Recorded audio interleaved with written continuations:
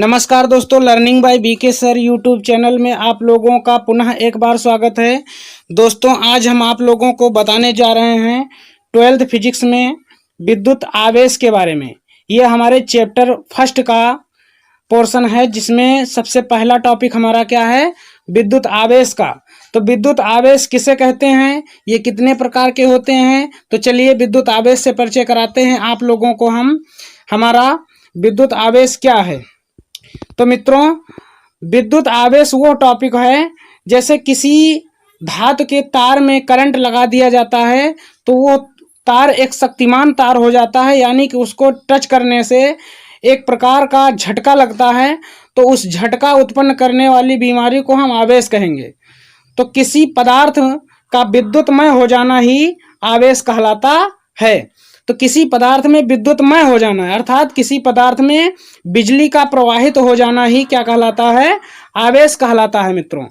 और आवेश हमारा इसे क्यों से प्रदर्शित करते हैं, आवेश को हम क्यों से दर्शाते हैं मित्रों।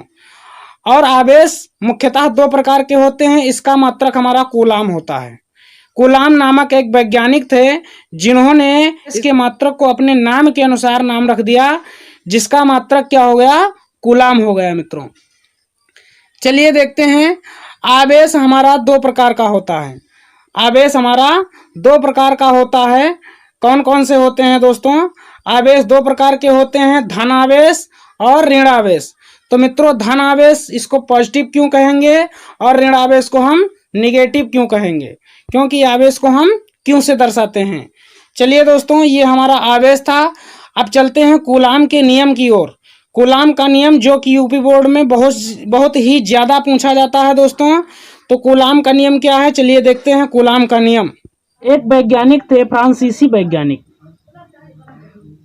वैज्ञानिक कूलाम ने प्रयोगों के आधार पर दो आवेशों के बीच लगने वाले बल के संबंध में एक नियम प्रस्तुत किया, जिसे कूलाम का नियम कहते हैं।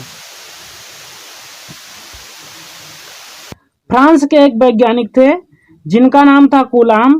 उन्होंने अपने प्रयोगों के आधार पर दो आवेशों के बीच लगने वाले प्रतिकर्षण बल के संबंध में एक नियम प्रस्तुत किया, जिसे कूलाम का नियम कहते हैं।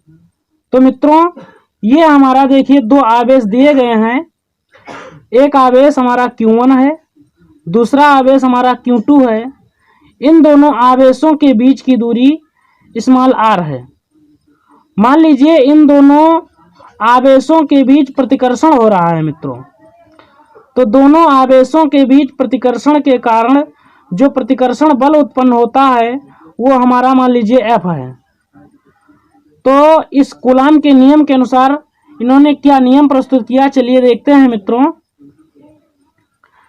इन्होंने बताया कि दो स्थित बिंदु आवेशों के बीच लगने वाला प्रतिकर्षण बल, यहाँ पर देखिए दो बिंदु आवेश दिए गए हैं, इनके बीच में जो प्रतिकर्षण बल लगता है, उसी के संबंध में इन्होंने नियम बनाया है। तो क्या नियम है, इन्होंने बताया कि दो स्थित बिंदु आवेशों के बीच लगने वाला प्रतिकर्षण बल दोनों आवेशों के गुणनफल के समानुपाती तथा उनके बीच की दूरी के वर्ग के व्युत्क्रमानुपाती होता है। तो मित्रों, इसको समझ लेते हैं कि किन्हीं दो आवेशों के बीच लगने वाला प्रतिकर्षण बल हमने बताया F है। तो इसका डेरिवेशन करते हैं दोस्तों। लगने वाला प्रतिकर्षण बल दोनों आवेशों के गुणनफल के, तो दो आवेश कौन कौन से हैं, Q1 और Q2। तो Q1 और Q2 आवेशों के गुणनफल के समानुपाती। तो इसको हम समानुपाती कर देते हैं मित्रों। इसको हम समीकरण फर्स्ट मान लेते हैं। आगे हमारा क्या कह रहा है, तथा उनके बीच की दूरी के वर्ग के व्युत्क्रमानुपाती होता है। तो उनके बीच की दूरी के वर्ग के व्युत्क्रमानुपाती होता है। तो मित्रों, ये क्या हो जाएगा हमारा, F यानी प्रतिकर्षण बल।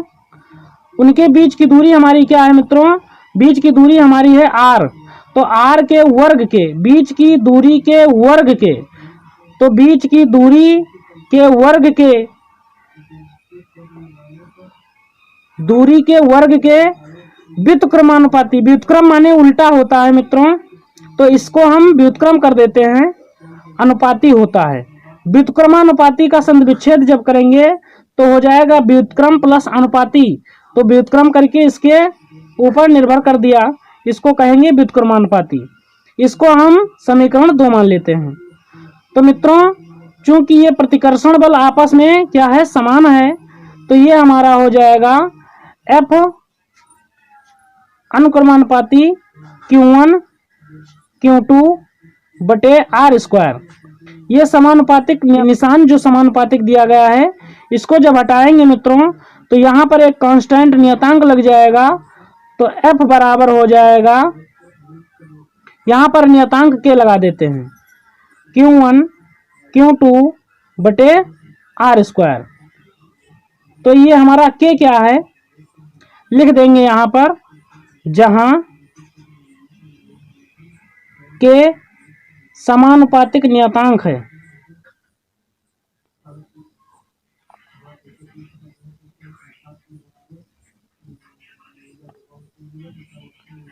जिसे परावैद्युतांक कहते हैं।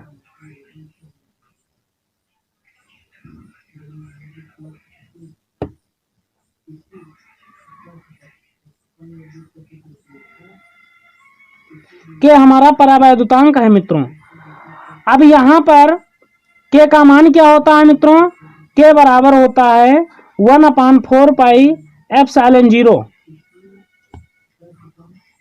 इसको हम एप्सिलॉन 0 बोलते हैं मित्रों। चलिए देख लेते हैं, के बराबर होता है 1/4 पाई एप्सिलॉन 0, इसको एप्सिलॉन 0 कहते हैं।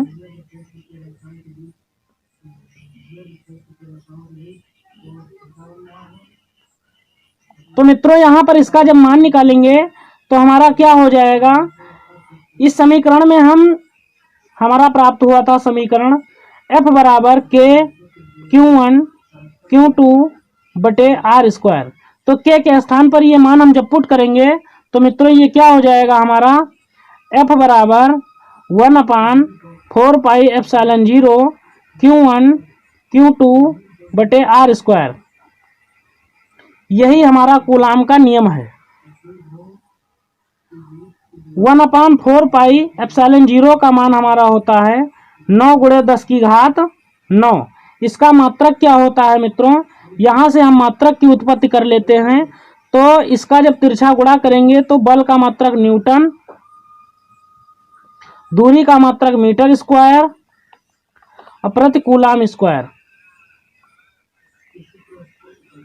ये हमारा इसका मात्रक हो जाएगा मित्रों। यही हमारा कूलाम का नियम है।